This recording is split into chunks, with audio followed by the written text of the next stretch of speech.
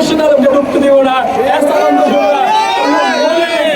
তোমাদের bullet, tear shell, তোমাদের কোনো কিছু আমাদের ভয় দেখাতে পারবে না ইনশাআল্লাহ।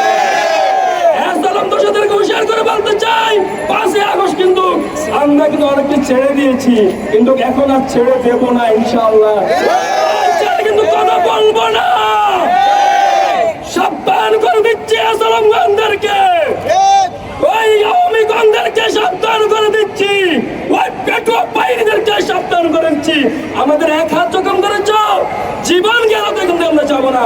রক্ত তো এখন শরীরে আছে, আরো হাত আছে, পা আছে, জীবন আছে, সবটুকু এখানে বিলিয়ে দিয়ে ওই আসালামগঞ্জদেরকে, ওই সন্ত্রাসীদের গণদেরকে এখানে আমরা ঢুকতে দিব না, দিব না, দিব না।